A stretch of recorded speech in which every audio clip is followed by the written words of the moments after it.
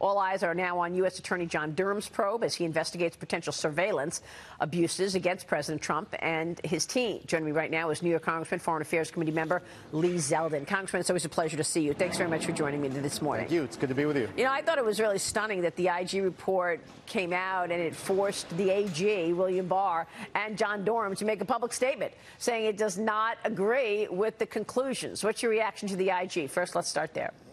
It's an important reminder that the investigation that was going on by Horowitz was not the only investigation that was going on at the Department of Justice. So the Inspector General has a limited amount of tools, really has to focus their investigation primarily on people who are at the Department of Justice, where the Durham probe, he has more expansive powers to get at interviews and information that might not be at Horowitz's disposal. But what Horowitz does uncover, and something that it's so important to have more transparency on and accountability, is with regards to those errors, with regards to the omissions in the decision to obtain those FISA warrants. As the Inspector General's report points out, there was a decision made not to pursue those spying warrants until in the middle of September, when they received this Steele dossier. And it's through omissions, it's through deception that they secure that first application. It's through omissions and through deceptions that they secure renewals. And through that process, the Department of Justice, the FBI, follows something called the Woods procedures. And as is pointed out by Horowitz, the Woods procedures were not properly followed here. And if they were followed, that might have helped deal with some of the mistakes that were made.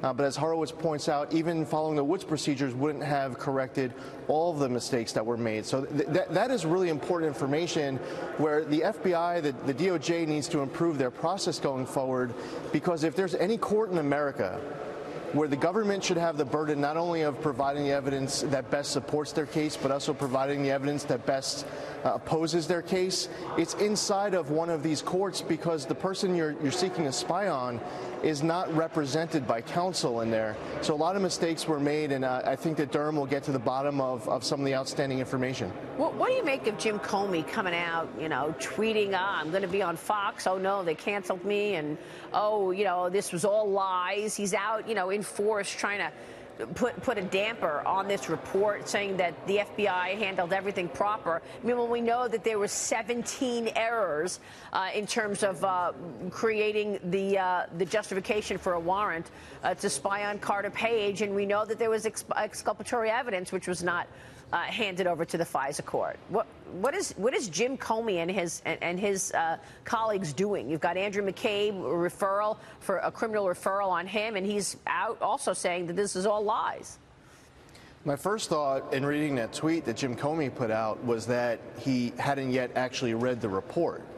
If he did actually read the report, then it's quite dishonest and engaging in this spin of trying to put on a strong face, a strong posture to be on offense.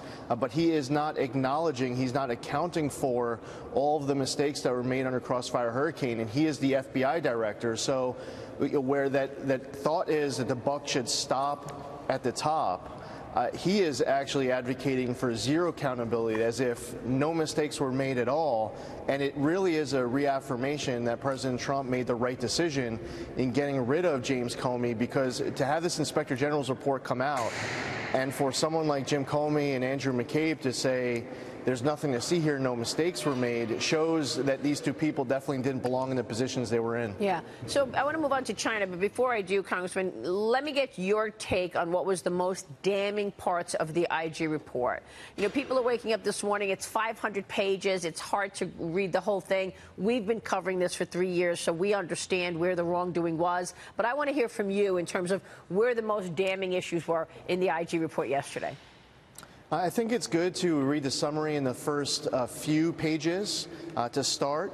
You could go towards the back of the report, look at Appendix 1, read the entirety of Appendix 1. It's a few pages. It has a lot of this spelled out. And then towards the back of the report, there's about 10 or 12 pages that go into detail about the errors that were made with regards to the first FISA application and then the renewals. So yes, as you point out, this is over 400 pages.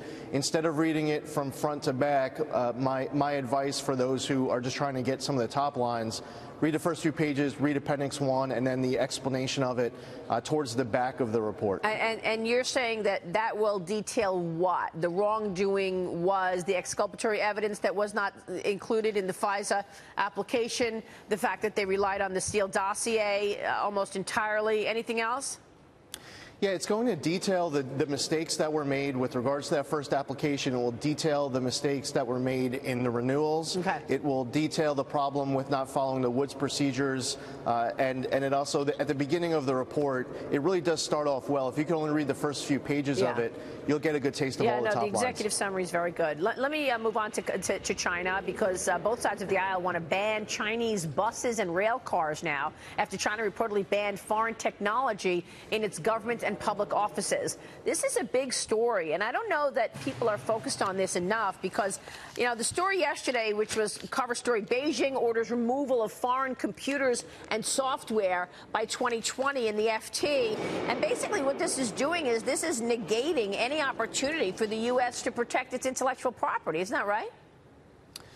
Right. Well, we have the president as is, the United States as is, has increased the leverage than we've seen at points in the past. If for nothing else, just the willingness of President Trump to go to battle, even with threats.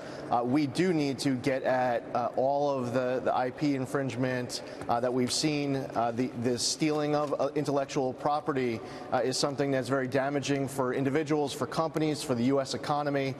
So how this plays out, you know, the threats alone have proven at times to give increased leverage to the president in these negotiations.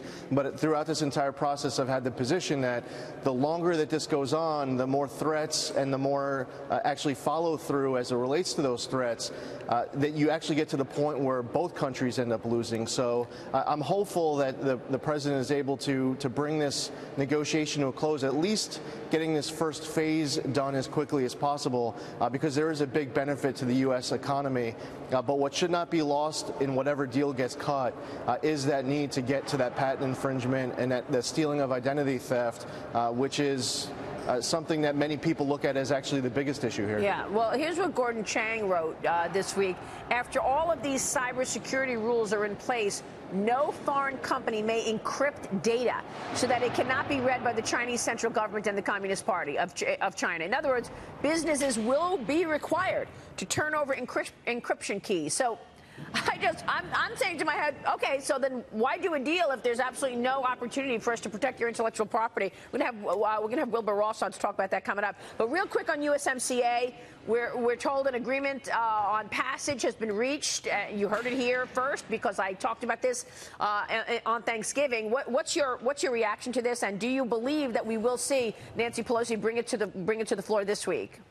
I sure hope so. It would be fantastic. I don't know if it's going to happen this week or if it's something that might happen next week. It's something that really has to get done right away. The deal is a huge win for President Trump, but more importantly, it's a big win for the American worker. It's an important win for the U.S. economy, and that's something that made a lot of people speak out with their frustration to Nancy Pelosi.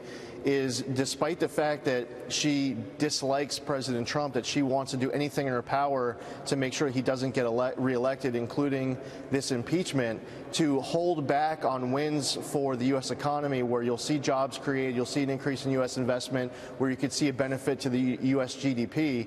That was greatly unfortunate. So it would be very exciting to see this bill come for House passage, not just for that big win for the president. He deserved it. His team worked hard. But most importantly, it's a huge win for our country. But not before she brings impeachment to a vote, or will it be simultaneous?